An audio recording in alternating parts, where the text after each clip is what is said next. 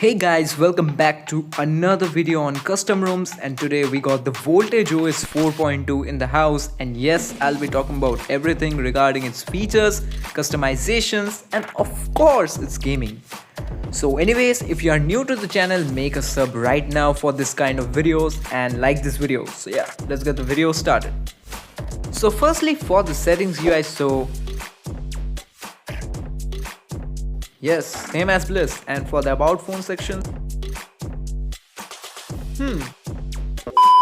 anyways, for the Android version, so it comes on Android 15 QPR1, and yes, February 2025 security patch is here with positron kernel without kernels you support by default.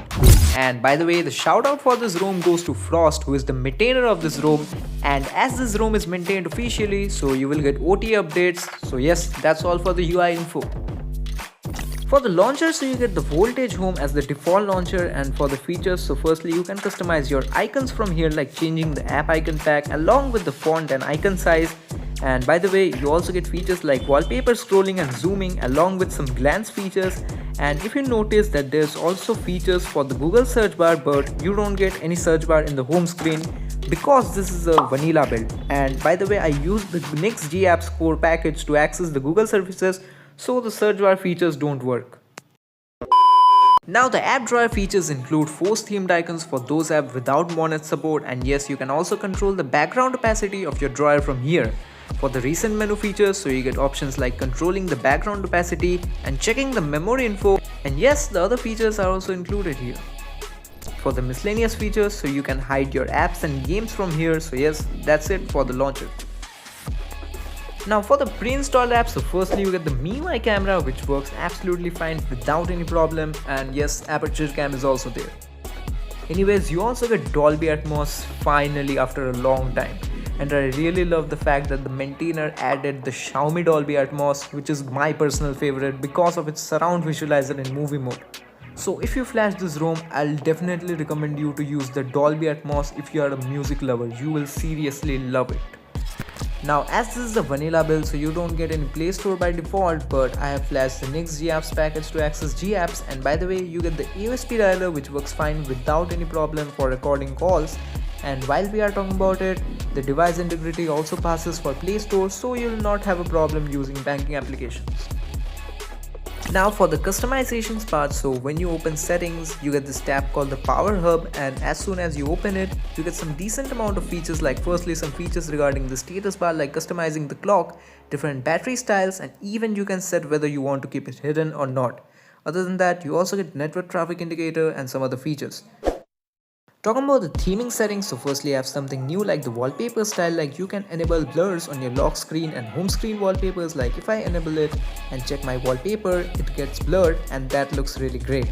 You also get this wallpaper dimming feature, which I have seen for the first time in any ROM, and by this option you can control the dim rate of your wallpaper. So yes, that's it for the theming settings.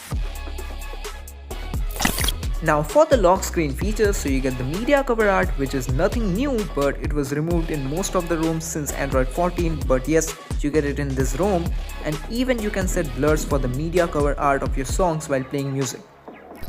Now the miscellaneous features include Pulse, which shows graphical bars while playing music on your lock screen, and ambient display, but I don't know why it doesn't work on my nav bar even if I have enabled it. So yes, this is one bug which I have encountered during testing this ROM.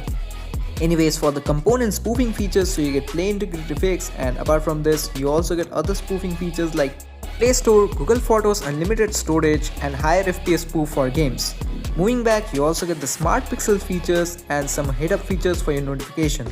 Anyways, you also get the sidebar feature in the app settings, which is similar to floating window you get in MIUI. So yes, that's for the customizations of this ROM.